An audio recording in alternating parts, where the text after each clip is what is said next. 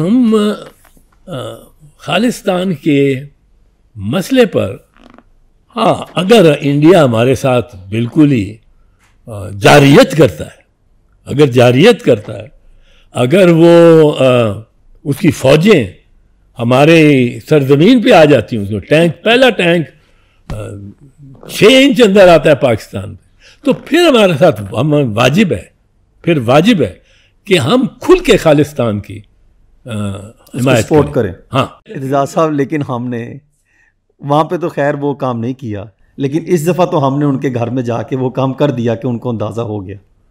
نہیں، اس دفعہ تو ہم نے ان کی بڑی خودسبکی کر دی ہے، یہ بڑا ضروری تھا۔ ویسے تو آپ سر جب بینظیر بھٹو صاحبہ اقتدار میں تھی تو آپ ان کی کیبنٹ میں وزیر داخلہ تھے، اس وقت ایک الزام بھی لگا، خالصتان تحریک کی باتیں چل رہی تھیں، اور آپ کو یاد ہوگا وہ الزامات بھی کچھ لگے تو سارا اس ایسے لگتا ہے کہ پاکستان نے کہ رول بیک کیا ہے۔ آپ سمجھتے ہیں کہ وہاں پر خالصتان کی تحریک مزید وہاں پر چلنی چاہیے، اس کو پاکستان کو سپورٹ کرنا چاہیے؟ دیکھیں، اوپنلی تو نہیں کر سکتے، اور کوئی آپ نے ایک بہت بڑا کام کیا ہوا، اور یہ عمران خان کے وقت ہوا، بہت بڑا کام۔ وہ جو یہ دربار صاحب کہ آپ نے کرتارپور میں آپ نے سکھوں کو ایک کوریڈور دیا، ہاں جی، کوریڈور بنا دیا، راستہ بنایا، اور وہ آ کے اپنے اس عبادت گاہ میں وہ کھلے اور گرو نانک مہاراج کہ جو نانکا جہاں وہ پیدا ہوئے تھے ننکانے صاحب میں، اور جہاں وہ دفن بھی ہیں اور ان کی راکھ بھی ہے، وہ ہے یہ کرتارپور۔ ہاں جی، تو اب ان کا مکہ اور مدینہ یہاں ہے ہماری سوئل میں، تو یہ بہت اچھی بات کی تھی۔ لیکن ہم خالصتان کے مسئلے پر ہاں اگر انڈیا ہمارے ساتھ بالکل ہی جارحیت کرتا ہے اگر وہ اس کی فوجیں ہمارے سرزمین پہ آ جاتی ہیں، پہلا ٹینک 6 انچ اندر آتا ہے پاکستان میں، تو پھر ہمارے ساتھ واجب ہے کہ ہم کھل کے خالصتان کی حمایت سپورٹ کریں۔ ہاں، اس میں پھر تو مطلب ایک حرب ہو گئی نا، اور ایک مخالف ہو گیا اور حملہ آور ہو گیا۔ لیکن اگر اس کے وہ نہیں کرتا حصہ نہیں، اسی طرح کی ریلیشنز چلتے ہیں، تو پھر ہمیں خالصتان کی اس طرح تو ہمیں ضرور حمایت کرنی چاہیے کہ اس کا ساتھ دیں انٹرنیشنل باڈیز میں یا ہونا چاہیے، ورنہ اس سے زیادہ ہمارا کراسنگ دی لائن ہوگا، اور ہم نہیں چاہتے انڈیا بھی کراس کرے ریڈ لائن، اور ہم بھی کریں۔ اور سکھوں سے تو ہمیں ویسے پنجاب میں تو اتنا پیار ہے، اور آج کل تو سکھ کلچر، پنجاب کے کلچر اگر کوئی بچا رہا ہے تو پنجاب حکومت اور باقی اور تو وہ سکھ ہے، اور اگر کوئی اس کو نیا رخ دے رہا ہے کینیڈا سے، ایک نیا کلچرل، وہ بھی پنجابی سکھ ہے۔ سر یہ بتائیے گا، حکومت نے مارکہ حق کی شاندار کامیابی پر جنرل سید عاصم منیر صاحب کو فیلڈ مارشل بنا دیا، اس کا نوٹیفیکیشن بھی جاری ہو گیا۔ یہ عاصم منیر صاحب جو ہیں یہ تاحیات وردی میں رہیں گے، اور اس کو آپ کیسے دیکھتے ہیں؟ ان کے پاس اختیارات کیا ہوں گے؟ قانون کیا کہتا ہے؟ دیکھیں، ایک تو یہ بڑی خوشی کی بات ہے کہ پاکستان میں کوئی 4 دن کی جنگ لڑ کے خوش قسمت ہے، وہ فیلڈ مارشل ہو گئے، اور بڑی ان کی ویسے وہ یہ جنگ ہماری ایک بڑا سنہرا باب ہے، یہ 4 دن کی جنگ ہو، یہ ایک بڑا سنہرا باب ہے ویسے، اور فوج کی اس سے بڑی ہوئی ہے اپلفٹمنٹ. اور لیکن پاکستان بھی سر ایک منظر نامے پہ جو بالکل غائب تھا, اس کو آپ دیکھیں کہ دوبارہ زندگی ملی, بلکہ آپ یہ کہہ دیں پاکستان کو ساری. یہ بڑی اہم جنگ تھی. کئی ہوتی ہیں چھوٹی چھوٹی جنگیں, مختصر جنگیں, جی اور وہ بہت اہم ہوتی ہیں تاریخ میں. تاریخ وہ جنگ پلاسی سے زیادہ اہم ہوتی ہے. یہ سب سے زیادہ اہم بن گئی.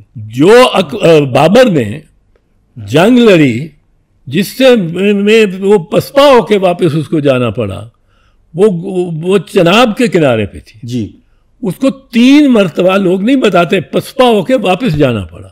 ایک دفعہ بھیرے سے وہ واپس ہوا, ایک دفعہ یہ چناب کی جنگ سے, ایک دفعہ ذرا ڈیپر جا کے ستلج سے, چوتھی مرتبہ وہ پانی پت آمنا سامنا ہو گیا. ابراہیم لودھی اور دونوں مسلمان تھے. وہ بہرحال اس نے بابر نے فتح کر.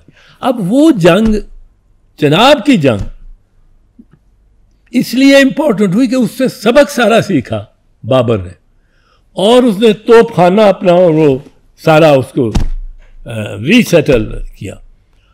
اب یہ جو ہے, یہ جنگ ایسی ہے, بغیر چھوٹی سی ہے لیکن بہت امپورٹنٹ, پر اس نے توازن بدل دیا. اگر تو قانون کے مطابق جائیں تو یہ ایک رینک ہے جو اپ ہوئی ہے, ایک آفس نہیں ہے. فیلڈ مارشل کا آپ کسی کتاب میں آپ ملٹری لاز پڑھ لیں, جی آپ ذکر نہیں پائیں گے اس کا. اعزازی, یہ بنیادی طور پہ اعزازی ہوتا ہے. بنیادی طور پہ اگر ایک فیلڈ مارشل ہے, فیلڈ مارشل مانک شاہ تھا, فیلڈ مارشل اوکن لیک تھا, فیلڈ مارشل منٹگمری تھا. انگلستان نے بڑی بہیمانہ جنگیں لڑیں, first world war, second world war, 10 سال جنگیں, ایک دوسرے کے 2 3 کروڑ بندے مارے. اور وہ جنگیں کبھی برفانی علاقوں میں ہو رہی ہیں, کبھی صحراؤں میں ہو رہی ہیں, تپتے صحراؤں میں.